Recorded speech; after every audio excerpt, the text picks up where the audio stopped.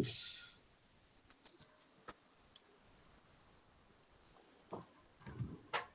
Tudo tranquilo? Está compartilhada a tela? Agora tá show.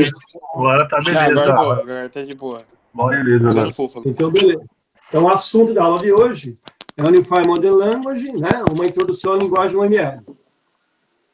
A linguagem UML, ela nasceu, né? Tem um histórico dela que eu estava falando para vocês. Lá atrás, no idos de 50, 60, a complexidade dos objetos computacionais era muito simples, então a gente fazia programas, né? Não fazia sistema, fazia programação de computadores, né? Programas, pequenos programas, né? E isso o fluxograma resolvia. Na época de 70, o Tom DeMarco e o Jordan começaram a criar as primeiras tentativas de fazer especificação de um sistema, né? E aí eles criaram, né, a análise estruturada, né? O Jordan criou a engenharia da informação e o DeMarco criou a análise estruturada. O diagrama, a ferramenta mais clássica da análise estruturada é o tal do DFD, Diagrama de Fluxo de Dados, né? Era um diagrama que a gente especificava as funcionalidades do sistema, né? Na época de 80, a análise estruturada moderna, né? A gente começou a melhorar ainda mais o Tom DeMarco e Jordan, né? Então, a gente fez o DFD, DTE, o diagrama de criada de relacionamento, né? Um pouco mais sofisticado. Em 1990, a gente começou a fazer análise orientada a objeto. E aí tem 3 nomes que são fundamentais para essa aula de hoje, que é o Bock, o Jacobson e o Rambaud, tá? Esses 3 caras, eles são importantes porque cada um deles, né, tinha uma maneira diferente de pensar como a gente poderia modelar, né? O Bock tinha o método dele, né, que se a gente vê aqui à direita, né, tinha o método dele. O Jacobson tinha o método dele, né? E o Jordan, o Code também tinha um método deles aqui. O que aconteceu foi que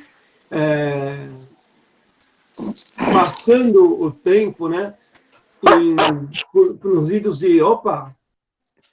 nos vídeos aí de 80 e pouco, esses 3 amigos, o Bock, o Jacobson e o Rambaud, se juntaram, né, e montaram aquela empresa que a gente viu ontem na aula, que é a Rational, né?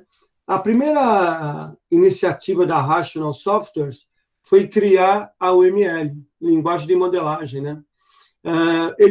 Cada um pegou o seu modo, o seu método de modelar e cada um aproveitou do que tinha as melhores características. Então, do Jacobson, do Rambaud e do Bock, cada um pegou aquilo que tinha de melhor, eles sentaram, discutiram e fizeram uma notação unificada.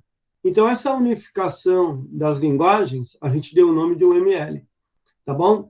Uma linguagem, por ser linguagem, ela tem uma semântica que tem que ser respeitada, tá? Então, ela tem uma semântica, cada símbolo lá representa alguma coisa, tanto que você pode, a partir de uma linguagem de especificação, você pode criar códigos que as linguagens conseguem interpretar quando a gente desenha alguma coisa em UML. Então, por exemplo, eu desenho um diagrama de classes e eu consigo, a partir da interpretação dos símbolos do diagrama, criar um código já pronto a partir do diagrama de classes, tá? Então, é uma linguagem de modelagem unificada. Basicamente, né, em 97, a OMG é uma organização mundial que hoje trabalha, por exemplo, vocês terem uma ideia, né? Essa organização ela foi criada pela HP, pela IBM, pela Oracle, só empresa grande. O que aconteceu foi que essa organização OMG, ela cuida hoje, por exemplo, do desenvolvimento do blockchain. Todo blockchain é desenvolvido debaixo da OMG, tá? E foi a OMG que aprovou em 97 a UML como uma linguagem para modelar sistemas, tudo bem? Então, a UMG passou a administrar a evolução da UML. Então, a versão atual que nós temos da UML hoje é a 2.5, e a que está mais sendo usada no mercado é a 2.0 e a 2.4, tá? São as versões mais utilizadas, se bem que existem pouquíssimas diferenças a partir da versão 2.0, não houve nenhuma mudança significativa dentro da UML. Os principais diagramas continuam sendo os mesmos, e os diagramas que entraram são bem específicos, não tem muita relevância quando a gente fala do grosso da UML, né? Então, no geral, a UML continua desde a versão de 2000, desde a versão de 2003, que é a versão 2.0, poucas mudanças substanciais ocorreram, tá bom? Nós vamos trabalhar em cima da versão 2.4.1, que é uma versão muito atual, né? A versão dos 2 anos atrás aí, e que também é amplamente usada no mercado. Tudo bem? Então, só para a gente reforçar, a UML é uma linguagem visual, né? Para modelar sistemas orientados a objetos. Então, é uma linguagem que eu utilizo para modelar principalmente sistemas orientados a objetos. Ela vai definir elementos gráficos que vão ser utilizados na modelagem dos sistemas. E o que seriam esses elementos gráficos? A gente vai até falar daqui a pouco, né? Mas um diagrama, um modelo, são elementos gráficos, né? Isso é, eu não preciso escrever, eu apenas vejo uma imagem e eu entendo um cenário a partir de um conjunto de símbolos, né? Num conjunto de imagens, tudo bem? Se bem que a UML também tem elementos textuais, tá? Através desses elementos, né, a gente pode construir diagramas para representar diferentes perspectivas de um sistema. Voltando para a aula de ontem, quem é que pode me falar aí, quando a gente fala de diferentes perspectivas de um sistema, eu estou falando a visão do quê? Eu estou falando sobre o que eu estou falando quando eu falo de olhar não só a funcionalidade, mas de diferentes perspectivas, diferentes visões de um sistema, pessoal? Seriam os requisitos? Os requisitos funcionais, eles definem as funcionalidades, certo? Mas fora, lembra que ontem eu falei, olha, é importante porque o RUP é orientado a uma palavra, né? Ele é orientado a caso de uso, ele é iterativo, e também ele é orientado, tem um conceito-chave, que ele é orientado a arquitetura. Arquitetura. Então, a gente está falando de diferentes perspectivas, são aquelas visões de arquitetura que a gente viu lá no RUP, que nós estamos falando aqui. Então, nós temos diagrama para ver a parte de segurança, nós temos diagrama para ver a parte de navegabilidade, de estrutura. Então, os diagramas dentro da UML, a gente consegue usar os diagramas para ver as diversas perspectivas de um sistema, antes dele estar pronto. Isso é legal, porque na hora que eu faço o projeto, eu já me preocupo. Inclusive, hoje, eu tive uma reunião ontem, né, com a rapaziada aqui da Questo, e eles me trouxeram lá um conjunto de protótipos, um monte de tela lá. Eu falei, porra, cara, eu não estou conseguindo ver um sistema aqui, né? Aí conversei com eles, hoje eles me trouxeram um mapa de navegação, me trouxeram os aspectos de segurança, de arquitetura, bonitinho. Aí eu falei, aí sim, cara, aí vocês fizeram um trabalho bacana. Por quê? Eu consegui entender o produto que eles vão gerar. Porque quando você mostra um conjunto de telas, imagina o cara te mostrar 200 telas. Aí você fala assim, porra, meu, não estou entendendo. Chega uma hora que você fala, mas essa tela vem da onde? Quem chama essa tela? Como você chega aqui? Por que daqui você não pode ir para tal lugar, né? Então, quando você cria um mapa, quando você começa a mostrar outras visões, por exemplo, hoje eles me mostraram a visão do modelo de dados, então a visão dos dados, junto com a visão da navegação, junto com a visão das telas. Quando eu comecei a montar tudo isso daí, eu praticamente comecei a ver o sistema funcionando. Falei, porra, aí sim, agora esse pessoal, essa molecada achou o fio, né? Essa molecada conseguiu mostrar o produto que eles querem gerar, Entendeu? Então, quando a gente fala de diferentes perspectivas do sistema, é disso que nós estamos falando, como vai ser tratada a segurança, como vai ser tratada a navegação, né? Quanto a dependência entre funcionalidades, tudo bem? Então, os diagramas da UML, eles são utilizados, inclusive, principalmente para isso, né? Para que eu possa ter cada diagrama, analisar uma característica diferente no sistema que eu vou construir, tá? Cada elemento gráfico, ele possui uma síntese, isso é, ele tem uma forma pré-determinada de desenhar. Então, quando eu lembro na sala de aula com vocês que eu falei assim, ó, quem desenhar o caso de uso com chapeuzinho, com trancinha, né? Porque não pode, tá? Não pode, né?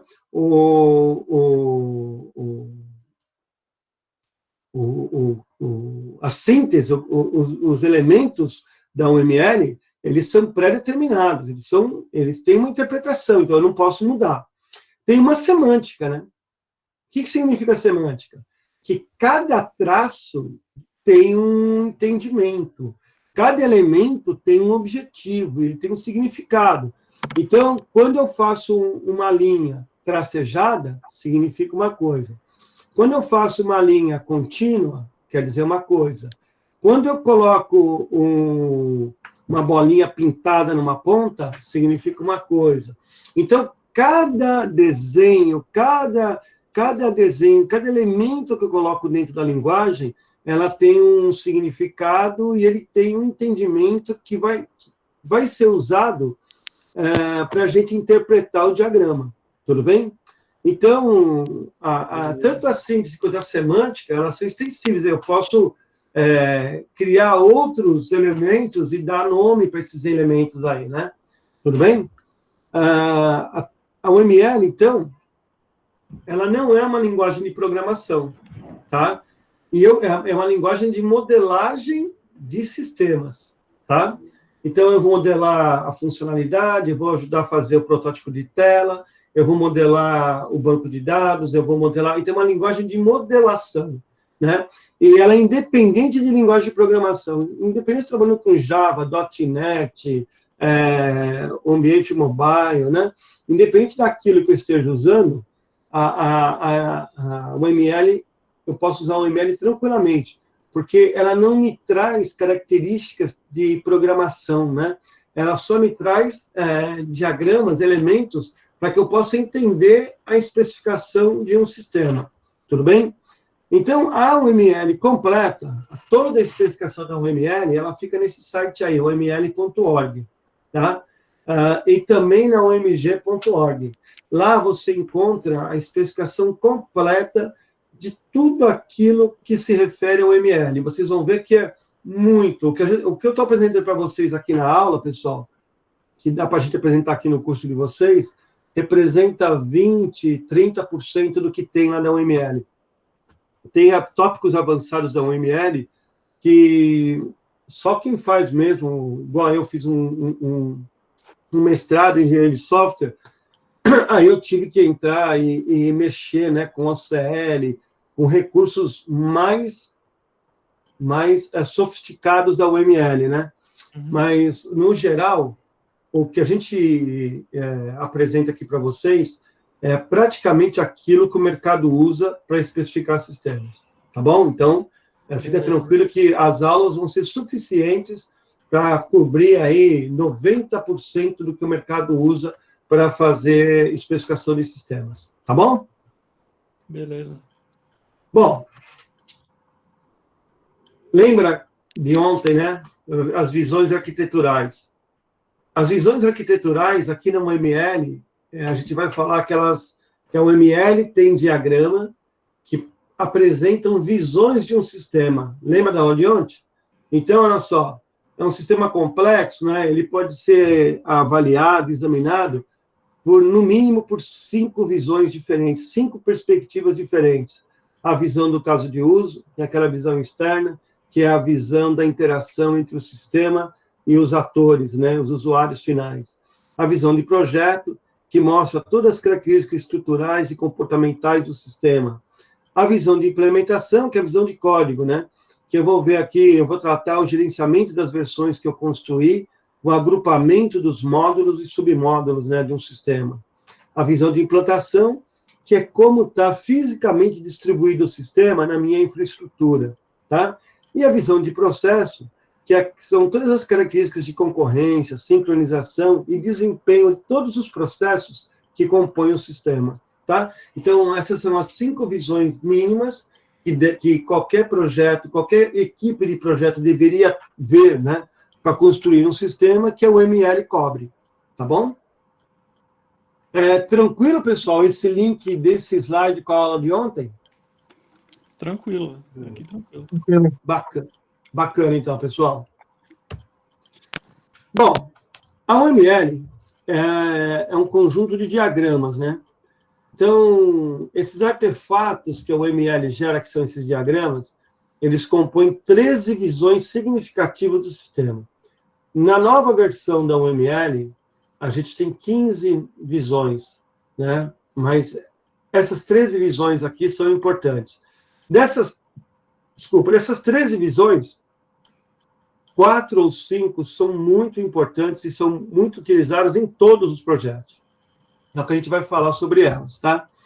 A gente fala que essa quantidade de diagramas, ela se justifica pela necessidade da equipe poder analisar o sistema por meio de diferentes perspectivas, né? Eu quero analisar os dados, se estão ok, a interação com o usuário, com a interface está ok. Então, eu preciso avaliar, e para avaliar se está tudo se fechando, se está tudo completo, eu preciso verificar essas visões todas aí. Então, só para vocês reforçar, né? Cada diagrama da OML, ela fornece uma perspectiva parcial do sistema.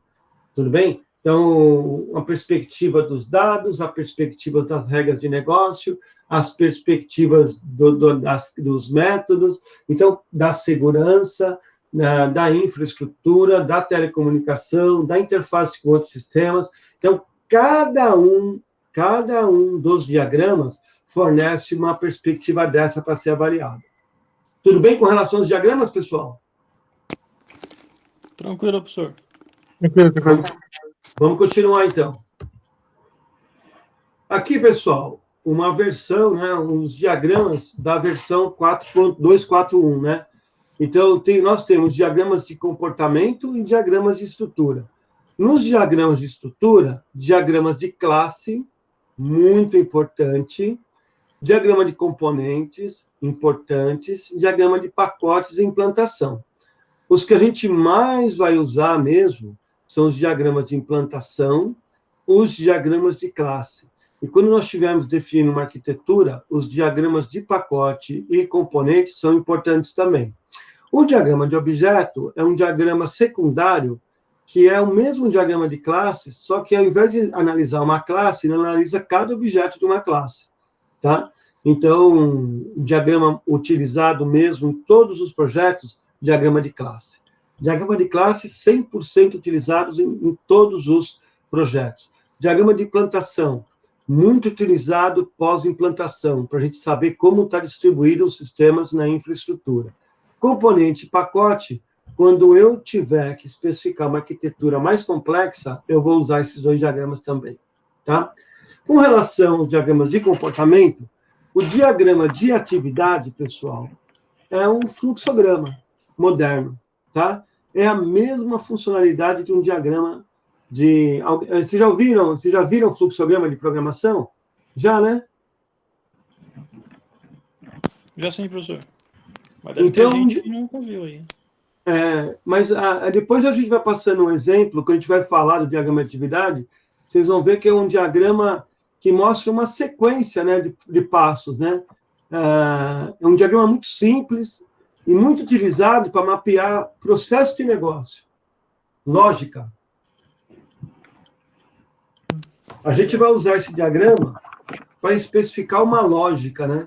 E quando a gente for fazer um diagrama de uma lógica, o diagrama de atividade vai ser um diagrama muito utilizado. Então, quase todos os projetos a gente usa o diagrama de atividade. O diagrama de caso de uso, não precisa nem falar, né? O diagrama de caso de uso é o principal diagrama da OML, né? É o centro do RUP, né? é a base para se construir um software. Um diagrama de máquina de estados é aquele diagrama de aberto e fechado, sobe e desce, né? Muito utilizado em máquinas, né? Quando a gente fala de CNC, de sistemas embarcados, né? O diagrama de máquina de estados é um diagrama bem utilizado. Um diagrama de interação, a gente vai dividir ele em 4 visões, sendo que o diagrama mais importante desses de interação aí é o diagrama de sequência. Porque o diagrama de sequência, basicamente, ele mostra para vocês a sequência dos métodos, da execução dos métodos, né? Então, eu vou, por exemplo, lançar nota. Então, tem o método obter aluno. Depois tem um outro método, depois que eu obteve aluno, eu vou executar o próximo método, que é obter notas do aluno. Depois que eu obtive notas do aluno e aluno, eu vou abrir um próximo método, que é informar nota do aluno. Entendeu? Então, cada um desses obter, né, é um método, e esse diagrama mostra aqui qual é a sequência de chamadas desses métodos aí. O diagrama de comunicação é um diagrama de colaboração, tá? É um diagrama, não é muito utilizado na UML. Um diagrama geral de interação não é muito utilizado, tampouco diagrama de tempo. Então, do lado de cá, diagramas que quase todo projeto usa. Diagrama de atividade, diagrama de caso de uso e diagrama de sequência. Então, eu posso resumir tudo isso aqui em 5 diagramas principais da UML. Diagrama de caso de uso, diagrama de classes, diagrama de atividade, diagrama de sequência e diagrama de implantação. Com esses 5 diagramas, a gente praticamente cobre todas as visões daquela 4+1 que a gente viu lá na RUP. Tudo bem? Então, com esses conjunto de diagramas aqui, a gente consegue especificar uma arquitetura para o meu projeto de sistemas. Tá bom? Dúvidas? Até agora tranquilo, professor. Vamos lá, então. Então, nós temos estereótipos... Vamos falar agora dos mecanismos gerais da UML. Isso é, os elementos que ele usa. Tá? Eita, pô, que começou agora aqui em casa, começou o pessoal tocar piano nas varandas agora. Bom, vamos continuar aqui. Então, agora o pessoal toda noite sai aqui nas varandas, e um dia um toca violão, outro dia o outro toca piano. Hoje estão tocando piano aí. Vamos continuar a nossa aula aqui. E pior que isso aí vai sair no vídeo, né? Bom, vou continuar.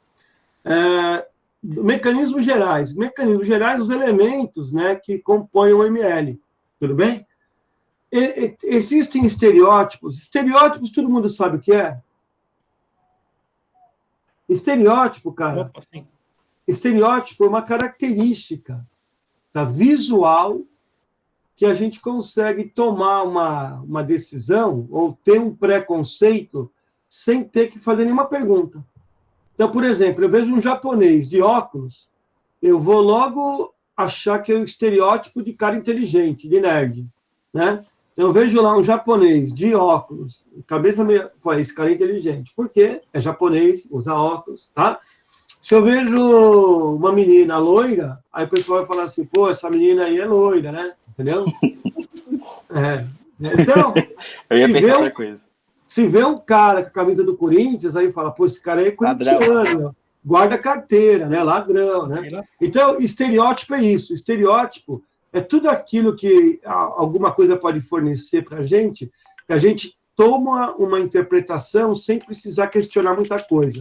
Então, a UML tem estereótipos textuais e estereótipos gráficos, né? Então, estereótipos gráficos, um ator, um caso de uso, uma nota, um modelo de processo, tá? E estereótipos textuais, eles sempre vão vir assim, ó. Um documento, uma interface, uma entidade, né? Uma ação, tá? Então, eles sempre vão vir debaixo dessas 2 caspinhas aí. Tá bom? Como usa isso? Isso aqui vai estar dentro dos diagramas que a gente vai usar, tá? Outro mecanismo geral que a gente vai usar são as notas explicativas. Imagina que você está dentro, fazendo um diagrama, e você quer fazer um comentário. Mas como fazer um comentário numa plataforma que é tudo gráfica, que é só diagrama, né? Como que eu vou fazer um comentário? Então, eles criaram as notas. Então, notas é esse símbolo aí, do jeito que está aí. Do jeito que está aí, tá?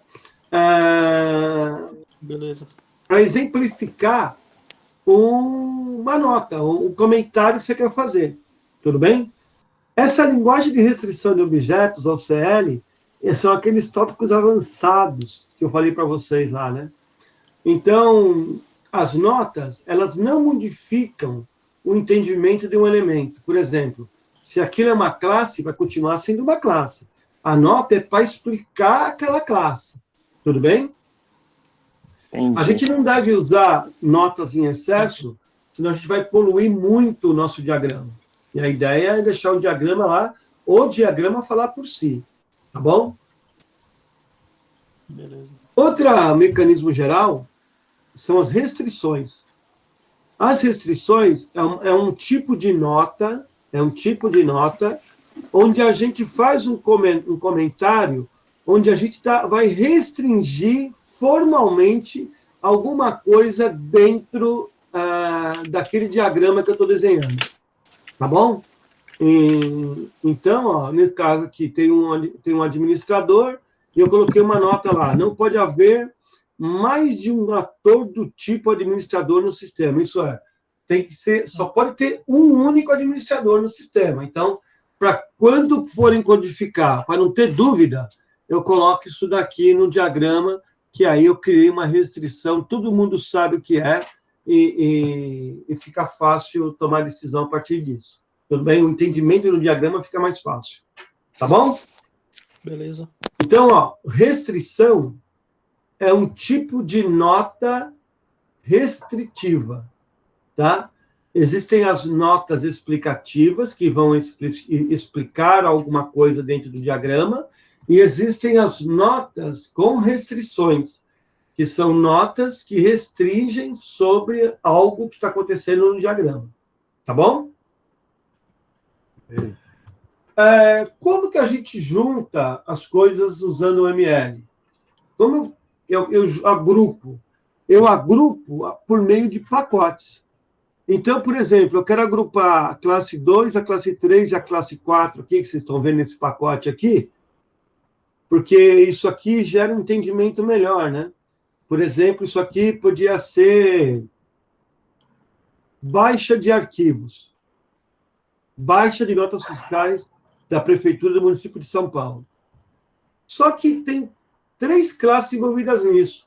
Uma classe para baixar, uma classe para atualizar as minhas tabelas a partir dos arquivos que eu baixei, e uma classe para importar para o sistema, para o RP que eu tenho.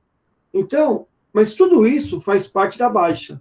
Então, o que eu faço? Eu crio um pacote, que é esse símbolo aqui que vocês estão vendo, né? Eu crio um pacote, e nesse pacote eu agrupo as classes que têm coisas em comum para mim ter um entendimento do todo. Tá bom? Olha aqui do lado, ó.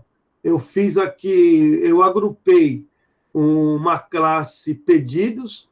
Tá vendo aquele boundary? Aquele boundary é uma tela, é uma interface, né? Então, a gente vai até explicar isso depois. Mas aqui é uma classe do tipo interface, em que o cara vai entrar ali com o número de um pedido e vai executar o módulo solicitar, vai consultar. Aí, eu já vou procurar um pacote da classe que tem o método consultar pedido dentro dele. Então, para que eu possa entender melhor essa questão do pedido, eu juntei tudo, agrupei tudo num único pacote. Tudo bem? Beleza. Isso aí, pessoal, é só para simplificar entendimento mesmo, tá? Eu falo assim, pessoal, vamos modelar um sistema? Vamos. Então, vamos fazer o seguinte, vamos fazer um pacote de tudo que é cadastro, um pacote de tudo que é operação e um pacote de tudo que é gestão. O que vai ter na gestão? Os relatórios e os indicadores. Ah, legal. O que vai ter nos cadastros? Todos os cadastros do sistema. Todos os códigos de cadastro eu quero agrupado nesse pacote de cadastros. E na operação, todas as funcionalidades de negócio. Emitir pedido, baixar um pedido, solicitar produto, entenderam? Então, para vocês terem uma ideia do que é o agrupamento, como que a gente usa os pacotes para agrupar o entendimento, né? Agrupar as coisas em comuns. Tranquilo, pessoal? Beleza, Tranquilo.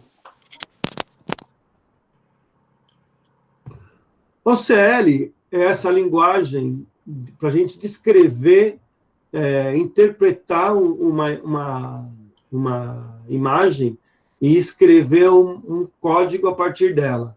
A gente só coloquei aqui para vocês verem que tem, mas a gente não vai trabalhar com essa linguagem de especificação. Tudo bem? Eu consigo especificar todo um sistema usando OCL, uma linguagem formal. Aliás, essa linguagem OCL ela foi criada para a gente acabar com as especificações em linguagem natural, tá? Mas aí ela se mostrou muito pouco efetiva, né? Que era praticamente um código escrito na linguagem, né? Então, entre ter que aprender a linguagem OCL para escrever um código em linguagem natural, eu continuo escrevendo um código em linguagem natural, tá? Então, não é alguma coisa que a gente usa com muita frequência, não, e pouca gente usa a tal do OCL, tá bom? Bom, a gente vai entrar agora num assunto bem legal, que a gente já começou a falar na sala de aula, que é o modelo de caso de uso. Tudo bem, pessoal? Posso continuar? Pode seguir. Tá com a marcha. O que é um modelo de caso de uso, né? É uma representação das funcionalidades externas do sistema, né? E dos elementos que vão interagir com as pessoas, com os usuários. Então, é uma visão, a modelagem de caso de uso fornece uma visão de interação entre os atores, que são os usuários que vão utilizar as funcionalidades do sistema, e essas funcionalidades que aqui no modelo de caso de uso vão ser especificadas em termos de caso de uso, tá? Então, lembra onde que eu falei? Caso de uso igual funcionalidade, funcionalidade igual requisito, né? Requisito, algo que precisa estar lá. Requisito funcional, uma funcionalidade que precisa estar lá. Se o caso de uso modela isso, então o caso de uso está modelando uma necessidade do usuário, tá? O caso de uso é um modelo que a gente usa na análise para refinar os requisitos funcionais. Então, a gente vai ver que a gente vai usar o diagrama de caso de uso para identificar os requisitos funcionais e depois a modelagem, a descrição do caso de uso para descrever cada caso de uso que a gente identificar, tá? O caso de uso foi idealizado há muito tempo atrás por Jacobson, em 70, né? E ele foi inserido na UML por volta de 90, tá bom? É um modelo mais popular e mais importante para a gente identificar, formalizar e documentar os requisitos funcionais, tudo bem? Então, é uma forma da gente identificar um requisito, formalizar esse requisito, detalhando suas regras, os seus cenários, e o resultado disso é que eu crio um documento que, no futuro, vai servir como documentação do sistema. Tudo bem? No Frigir, né, o modelo de caso de uso, ele representa todas as possíveis interações e usos do sistema pelos seus usuários. Tudo bem? Então, todos os usos que o sistema puder propiciar para os usuários, o caso de uso vai representar, tá? Quais são os elementos que compõem o caso de uso? O próprio caso de uso, os atores e os relacionamentos. Bom, está uma anotação ML, onde eu tenho um ator, tá? Um ator se relacionando por meio de um relacionamento de comunicação ou associação com um caso de uso, tá? E é assim que funciona a linguagem UML, né? Caso de uso, relacionamento e ator. Os três interagindo e gerando entendimento sobre as funcionalidades que o sistema tem que ter. Um caso de uso é uma sequência, é uma especificação de uma sequência completa de interação entre a funcionalidade que eu estou especificando e um ator, que é um agente externo ao sistema, tá? Ele representa uma determinada funcionalidade que o sistema tem que ter, né? E representa também todos os usuários, que a gente chama de agentes externos, que vão interagir com essas funcionalidades, tá? O caso de uso, ele não revela uma estrutura, né, de classe, nada disso, né? O caso de uso, ele só mostra para a gente a interação entre uma funcionalidade e um ator, entre um agente externo. Só isso que ele mostra. Ele não mostra assim, Rubão, por meio do caso de uso, eu sei a lógica de um processo? Não. Não é o caso de uso que é o diagrama que foi feito para especificar a lógica. O caso de uso, ele só mostra a interação entre uma pessoa, que é o usuário, e uma funcionalidade, que é o caso de uso, tá? Ele representa um ciclo completo, fim a fim, né, de um processo de negócio. Então, se o processo de negócio é baixar o pagamento, né, realizar o pagamento, é desde o recebimento do documento até o pagamento dele no prazo ou fora do prazo. Então, ele mostra uma funcionalidade completa. Então, a gente não pode cometer erro e achar que, por exemplo, entrar no sistema é um caso de uso. Imprimir o documento é um caso de uso. Não é. É uma linha de um caso de uso. Não é um caso de uso. Tá bom? Entendeu, pessoal? Entendi. Entendi, professor. Bom, eu vou mostrar para vocês 3 tipos de caso de uso, de descrição de caso de uso, muito comuns, né? Muito comuns no mercado, né? Uma forma mais simples, né, e menos efetiva de escrever caso de uso é escrever ele de maneira contínua. Como se fosse um cartão, um cartão, né? Então, esse caso de uso inicia quando o cliente chega ao caixa eletrônico e insere seu cartão. O sistema requisita a senha do cliente. Após o cliente fornecer sua senha, esta é validada pelo sistema, que exibe as opções de operações possíveis, né? O cliente opta por realizar um saque, então o sistema requisita o total a ser sacado. O cliente fornece o valor da quantidade desejada, o sistema fornece a quantidade e imprime o recibo para o cliente. O cliente, então, retira a quantia e o recibo, e o caso de uso termina. Então, vocês viram que é uma descrição, né? De maneira textual, eu descrevi um processo. Tudo bem? Esse é um formato pouco utilizado, viu, pessoal? Esse formato aqui, ele é mais utilizado quando eu falar assim, cara, Pedro, me ajuda, a gente vai no cliente, eu preciso ter pelo menos uma ideia de cada caso de uso. Aí você vai escrever isso aqui. Tudo bem? Entenderam? É uma visão bem en passant, bem alto nível do caso de uso. Um segundo formato, um pouco mais utilizado, é aquele que é numerado. Então, o primeiro cenário, o cliente insere o seu cartão no caixa eletrônico. O segundo cenário, o sistema requisita, né, a senha do cliente. Num terceiro cenário, e aí vai até o último cenário. Tá bom? Um bastante utilizado é esse tabular. Nós vamos usar um parecido com esse, né? Onde a gente vai colocar aqui coisas que o cliente faz e coisas que o sistema faz. Então, o cliente insere o cartão e o sistema requisita a senha do cliente. Aí, o cliente fornece a senha, o sistema valida a senha e exibe as opções possíveis. Aí, o cliente realiza um saque e o sistema requisita o total a ser sacado.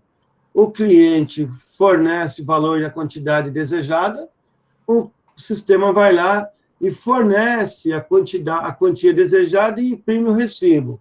O cliente retira a quantia e o recibo, e o caso de uso acaba. Entendeu? Então, a partir desse entendimento aqui, ó, eu consigo já entender como vai funcionar no sistema, né, a interação do usuário com a tela, quais os campos que deve ter na tela, para o cliente informar, o que o sistema tem que tratar com os dados que ele foi informando, o que o sistema tem que pedir para o cliente nessa interação, e depois, como ele trabalha os processos no back-end até terminar o processo. Tudo bem? Entenderam? Esse formato aqui, pessoal, eu vou passar depois para vocês, na próxima aula já, um formato para a gente escrever caso de uso, tá? Aí vocês vão ver que esse formato aqui é um formato bem aceito no mercado.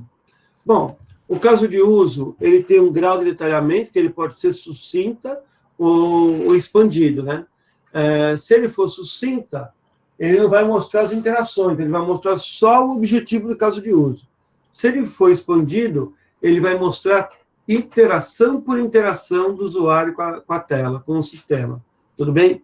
O grau de abstração é o quanto eu posso ou não mencionar, no caso de uso, aspectos relativos à tecnologia.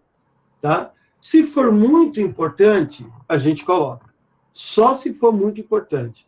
Porque o caso de uso ele está isento de tecnologia. Mas quando a tecnologia fizer parte do negócio e for impactante para o negócio, então aí, nesses casos, eu tenho que abstrair e colocar esses detalhes de tecnologia. Tá bom? Parece meio embaçado assim no começo, né? Porque a gente só está vendo texto, mas quando a gente começar a fazer exercício, eu acho que o entendimento vai melhorar. Tá bom? Os cenários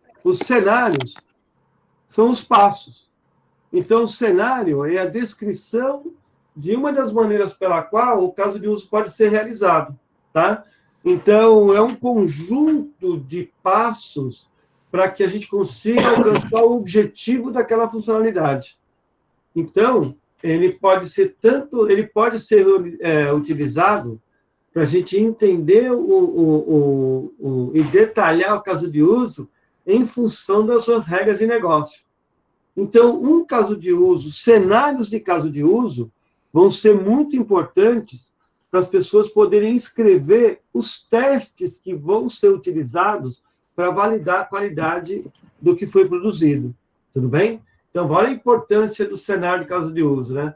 O cenário é tão importante que, além dele ser base para construir o código, para construir banco de dados, para construir tela, para construir interface com outro sistema, ele também é importante, porque a partir desses cenários aí, eu vou escrever todos os testes que eu devo aplicar no meu projeto, no meu sistema.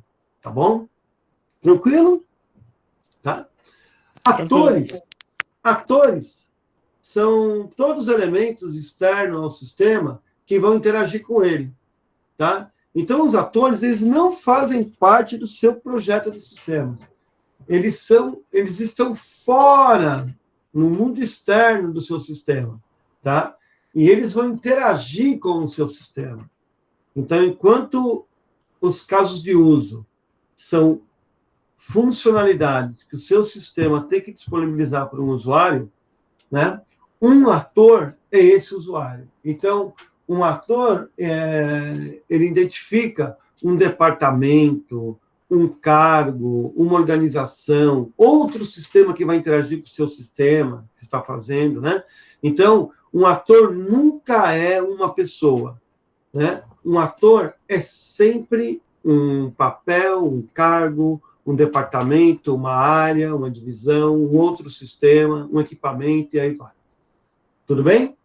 É importantíssimo mapear corretamente ator, porque o mapeamento do ator ele está intimamente ligado à segurança da informação, à segurança do sistema.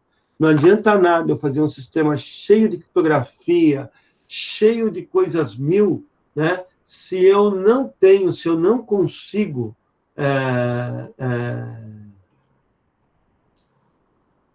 se eu não consigo demonstrar... oh, meu Deus, fugiu a palavra agora. Me ajuda aí, pessoal. O que eu estava falando? Qual é a palavra que eu tenho que usar? Atores? Hã? Demonstrar quem tá usando? Exatamente, cara. Tá? Na verdade, é isso. Se a gente não demonstrar quem está usando o sistema, né, quem pode usar aquele sistema, eu vou errar. Né? Por quê?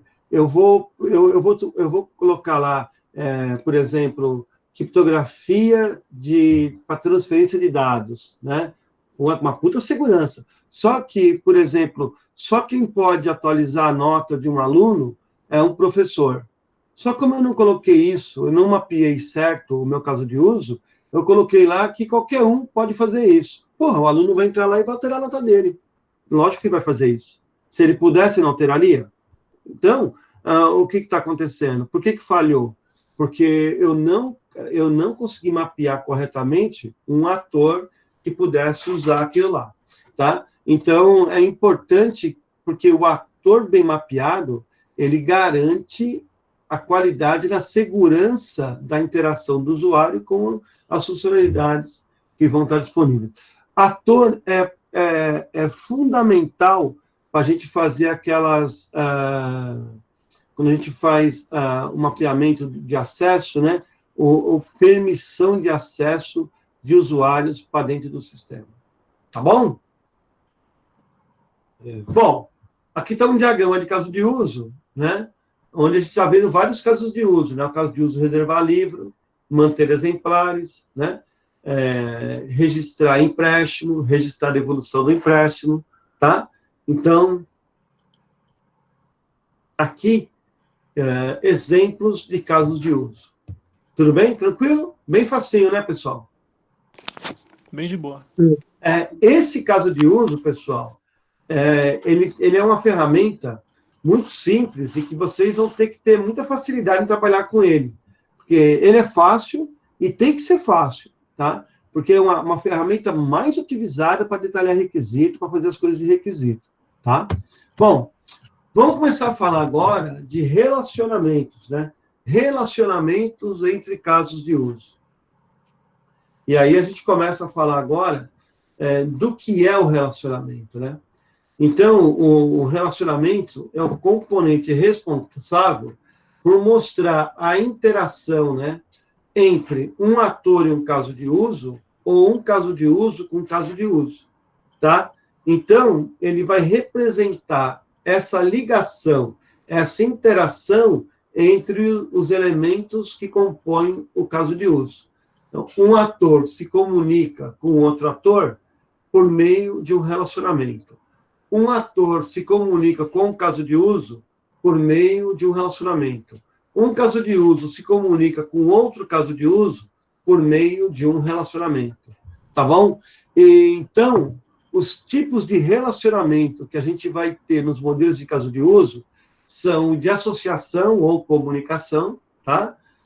Inclusão, extensão e generalização.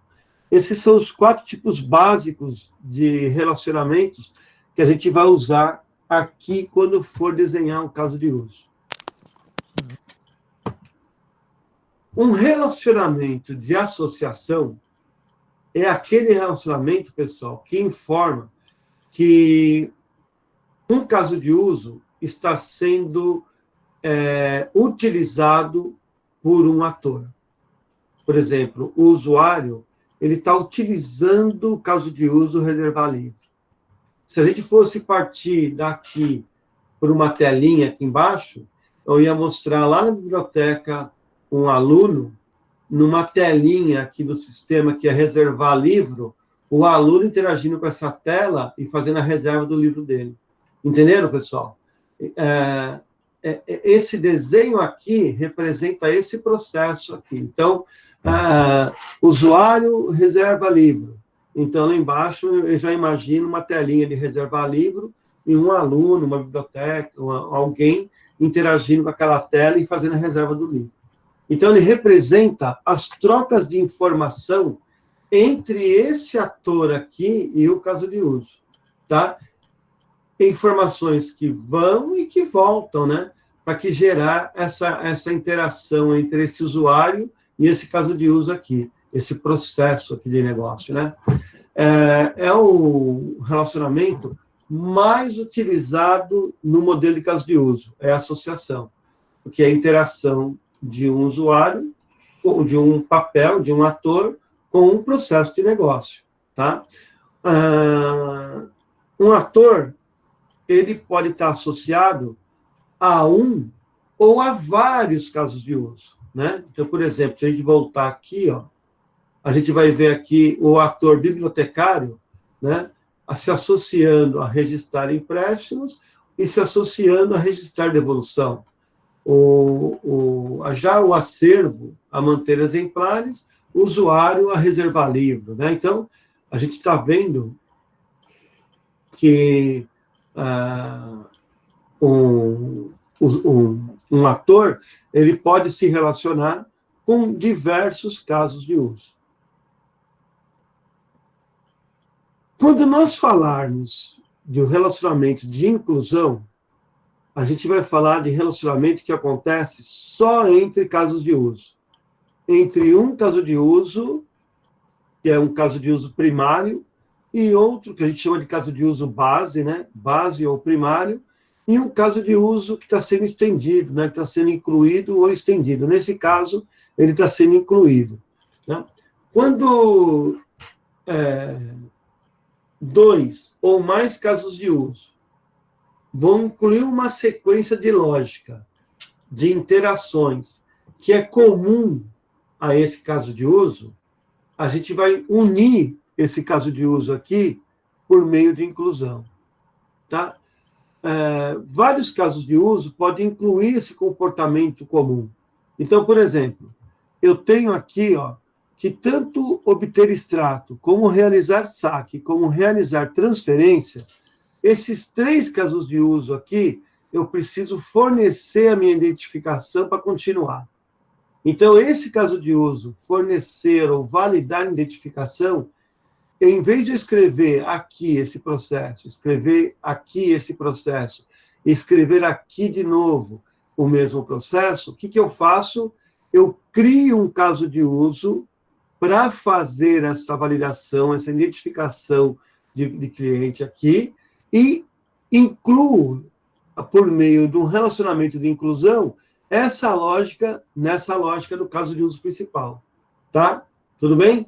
Sempre lembrando, pessoal, que a chamada de um caso de uso por meio de include, né? Para incluir um caso de uso, é sempre uma chamada não opcional. Isso é, uma chamada imperativa. Eu preciso daquilo, né? Então, por exemplo, o caso de uso, manter aluno. No caso de uso manter aluno, eu não posso armazenar CPFs inválidos de alunos. Então, eu criei um caso de uso que chama validar CPF, tá? Que é pessoa física. E por meio desse validar CPF, eu vou garantir, né, por essa lógica aí, que esse CPF sempre vai ser válido. Tem um outro caso de uso, que é inserir, cadastrar professor. E lá no cadastrar professor tem a mesma regra, que fala assim, cara, você não pode cadastrar um professor com CPF errado. Aí o que eu vou fazer? Eu vou fazer outra lógica igual àquela que eu fiz para aluno e vou escrever essa lógica dentro do professor? Não, né? O que eu faço? Eu tiro aquela lógica do caso de uso do professor, eu tiro aquela lógica lá do objeto, crio uma lógica só para validar, e aí, tanto o caso de uso A como o caso de uso B chamam de maneira imperativa, necessária, a execução dessa lógica. Tudo bem? Então, a gente fala que são lógicas de reuso, né? Eu vou criar uma lógica aqui, fornecer identificação, e essa lógica vai ser reutilizada por diversos outros casos de uso.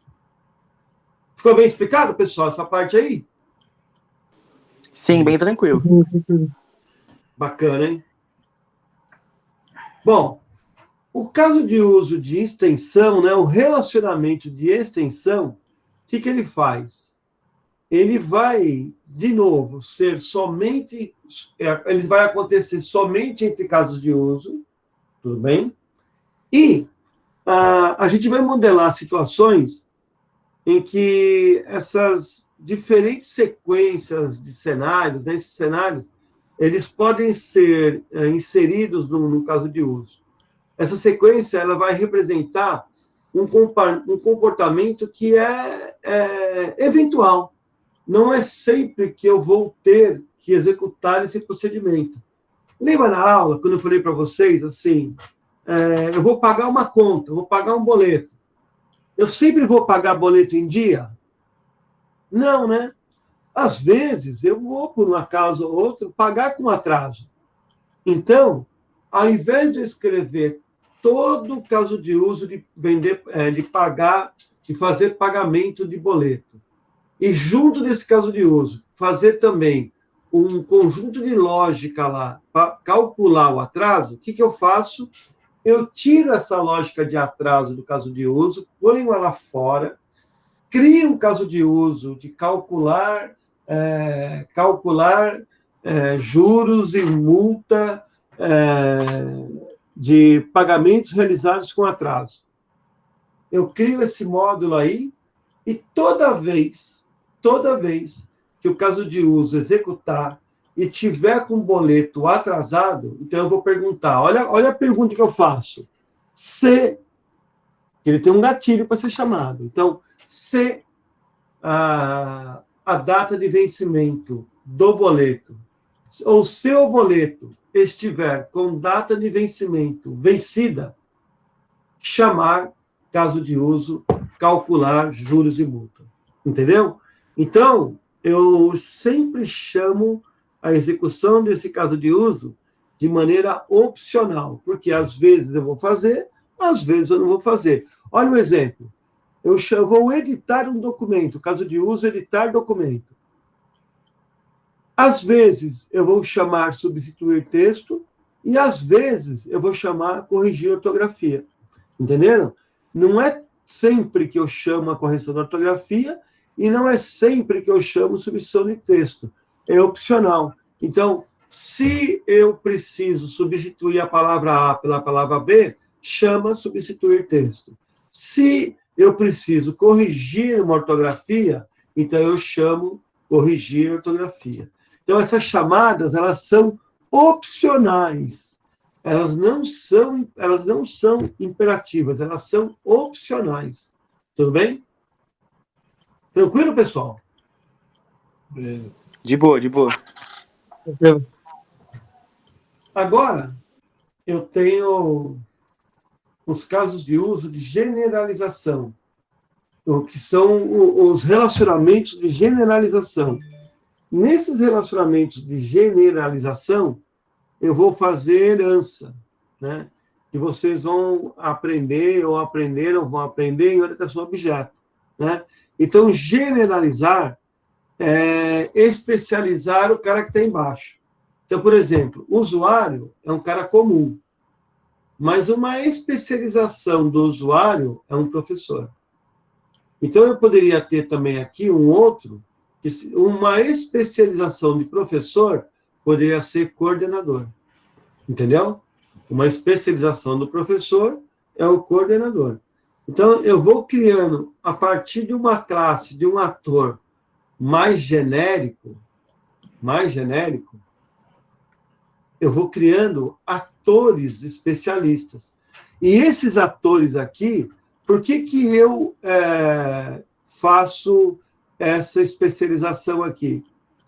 Para mostrar que esse caso de uso, solicitar compra de títulos, por exemplo, só esse cara aqui pode fazer. Tá? Quando eu falo reservar o livro ou pesquisar o catálogo, qualquer pessoa pode fazer. Mas quando eu falo que eu vou solicitar a compra de um título, só o professor pode executar esse caso de uso. Entendeu? Então, no caso, não é qualquer pessoa que pode ir lá e solicitar a compra de um livro. Só o professor pode fazer isso. Então, o professor é um usuário, porque o professor, como usuário, ele pode reservar um livro, ele pode pesquisar o catálogo, mas o usuário, existe um tipo especial de usuário, que é o professor, e esse professor, só ele pode solicitar a compra de livro. Tá? Então, especialização entre atores. Existe especialização também entre casos de uso. Então, por exemplo, tem o caso de uso, realizar pagamento. Eu posso realizar esse pagamento de duas formas bem diferentes. Eu posso realizar o pagamento com o cartão de crédito. Ele é um tipo de pagamento, mas é um pagamento muito específico que é feito com cartão de crédito. Ou eu posso fazer um tipo de pagamento que é em dinheiro, que é outra forma de pagar, né? Que é uma outra forma de receber, outra forma de pagar. É outro tipo de pagamento, né? Então, eu posso fazer pagamento? Posso, de duas formas. Uma usando a maquininha do cartão lá, que vou ter que conectar com a operadora, tudo, e outra com dinheiro, que é simples, é receber, contar o dinheiro e dar o troco, tá? Então, a parte geral do caso de uso, a parte comum entre esses dois casos de uso, fica aqui em cima. E aqui embaixo fica estendido aqui só aquela parte que é comum, só aquela parte que é a parte específica, né? Então, por exemplo, fornecer os dados do pagamento, ele vai fornecer aqui para os dois. Mas quando ele for fornecer a forma de pagamento e for cartão de crédito, tudo que fizer com cartão de crédito vai estar aqui nesse caso de uso aqui. Quando esse cara falar que é pagamento com dinheiro, a maneira como eu trato pagamento com dinheiro vai estar escrito aqui. Então, ele chama esse caso de uso aqui. É isso que é a generalização de caso de uso, pessoal. Então, resumindo, ele pode existir entre dois casos de uso ou entre dois atores. Ele permite que um caso de uso ou um ator herde o comportamento de outro caso de uso. Tá?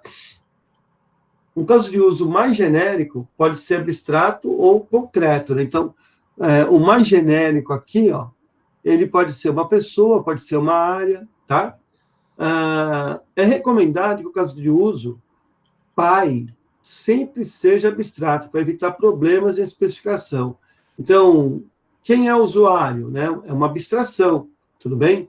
Então, quanto mais abstrato for esse caso de uso aqui, mais simples a interpretação da especialização vai ficar, tá?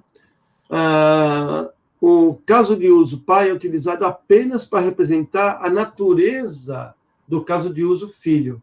Então, por exemplo, não está aqui, mas eu vou mostrar para vocês. Um exemplo disso é professor e coordenador, né?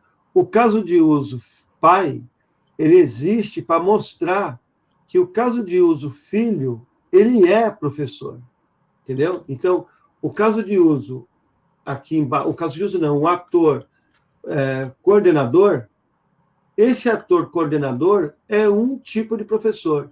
Então, o coordenador é um professor. Então, essa herança, né, essa generalização, ela mostra isso, né, que o pai sempre é a base para aquela especialização que está sendo estendida por meio do caso de uso de generalização. Tá bom? Bom, aqui os elementos do caso de uso, né? Extend, include, o pacotinho, né? O caso de uso, o ator e o relacionamento, e aqui um caso de uso pronto. Reservar livro, manter exemplares, registrar empréstimo, registrar devolução, e aqui os atores. Esse é um exemplo de caso de uso do diagrama. Bom, fazendo uma revisão, né, dos relacionamentos, quando que a gente vai usar esses relacionamentos? Né? Quando? A gente vai usar esses relacionamentos de inclusão quando o mesmo comportamento se repetir em mais de um caso de uso, tá? Então, quando o mesmo comportamento, validar CNPJ, for utilizado por outros casos de uso. O comportamento comum necessário contido em todos os cenários do caso de uso inclusor, né? Então, mesmo que aquele caso de uso ele não for usado por outro caso de uso, mas for um caso de uso que eu tiver que chamar de maneira imperativa e não opcional, a relação vai ser de inclusão, tá? O caso de uso inclusor, ele não está completo sem o caso de uso que está sendo incluído. Por quê? Como ele é uma lógica necessária para o objetivo do caso de uso, se eu não incluir aquele pedaço de lógica naquele caso de uso, quando eu for executar ele, vai faltar aquele pedaço de lógica. Então, o objetivo daquele processo não vai ser alcançado. Tá? Quando a gente falar de relacionamento de extensão, é quando um comportamento eventual ao caso de uso principal acontecer. Então, o caso de uso principal, pagar boleto, aconteceu um caso de uso, um boleto vencido. Quando acontecer esse evento de boleto vencido, opcionalmente, eu vou chamar o caso de uso de calcular multa e juros. Tá? Então, toda vez que eu chamar um outro caso de uso de forma opcional, eu vou usar um relacionamento de extensão para ligar esses dois casos de uso. Na generalização, a gente vai ver que a gente vai estender o comportamento de um caso de uso pai para um caso de uso filho. Por exemplo, ele vai realizar pagamento. Pagamento é pagamento. Então, tudo que for dado geral do pagamento fica no caso de uso principal. Tudo que for dado específico do pagamento com cartões fica só nesse caso de uso aqui, pagamento com cartões, fica só a lógica necessária para pagar com cartão. Tá? Todo o restante da lógica, ela fica aqui em cima, no caso de uso principal.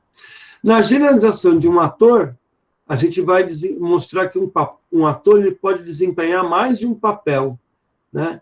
E que isso vai ser utilizado também para que a gente possa garantir a segurança